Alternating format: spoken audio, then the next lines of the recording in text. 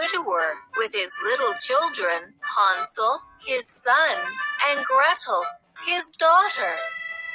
The little children had no mother to love and care for them. So the woodcutter remarried, thinking that his new wife would look after his children in his absence.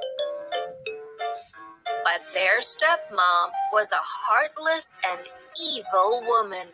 She was not very fond of the children. One day, the woodcutter left for work, leaving the children under their stepmom's care, and she thought loudly, "It's such a burden to look after these children. Let me abandon them in the forest tomorrow." Meanwhile, Hansel had overheard her evil plans.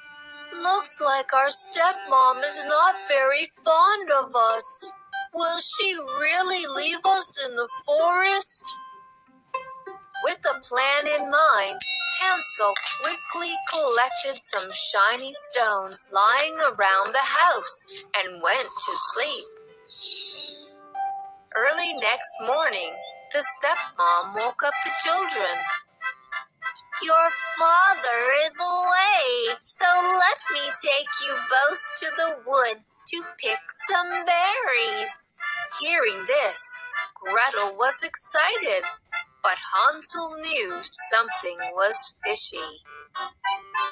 As they walked through the woods, Hansel was clever to drop the shiny stones he had collected, one by one behind their path. When they reached the middle of the woods, "Wait here for me. I will be back soon." Saying so, the stepmom vanished into the woods, abandoning the poor children. Soon it was dark. Hansel and Gretel were terrified. "Don't cry, Gretel. Look, these shiny pebbles will lead us home." Hansel and Gretel led themselves home, following the shiny stones lit by the moonlight. And soon they were home. "Children, where were you? We were so worried." And the stepmom pretended, "I lost them in the woods. Thank God they are back." But the stepmom was determined to get rid of the children somehow. She took Hansel and Gretel again to the forest by lying to them.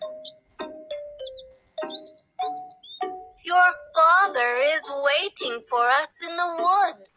Hurry, let's go."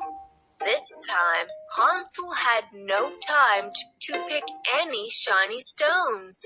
But Gretel had carried a big loaf of bread with her. Like Hansel, Gretel dropped crumbs of bread behind their path through the woods. As they reached deep into the woods, the stepmom abandoned the children, saying, "Let me find your father. You both stay here." It was going to be dark soon. "Mother has abandoned us again. Let's look for the breadcrumbs I have dropped." Hansel and Gretel tried to find their way back home following the breadcrumbs. But they had run out of luck. The breadcrumbs were eaten away by the birds. Now, sad and hungry, they walked together in the woods. After some time, they were surprised to find a beautiful house made of yummy sweets, candies, cakes, and chocolates. "Ah, it's a cake house!" The hungry children started to feast on the yummy treats. Just then, an old woman peeked out of the door and invited them in. "Oh, dear ones, Why don't you come in for a hot meal with me? It's cold out here.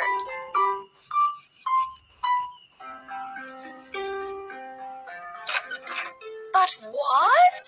The old woman was really an evil witch. Soon, she locked poor Hansel in a cage and forced little Gretel to do all the household chores.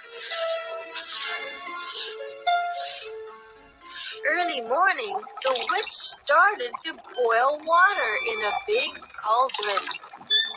She muttered to herself loudly, "I am so hungry. Soon I will boil and eat these children." But Gretel had overheard the witch. Wasting no time, she quickly pushed the witch into the boiling pot and ran to rescue Hansel. Gretel soon freed Hansel from the cage.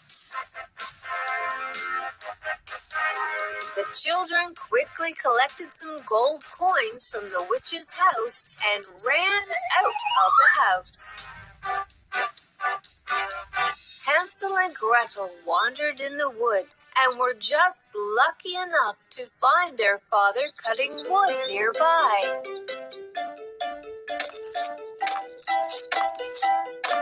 Children, I was so worried. Thank God I found you. Daddy, I was so scared.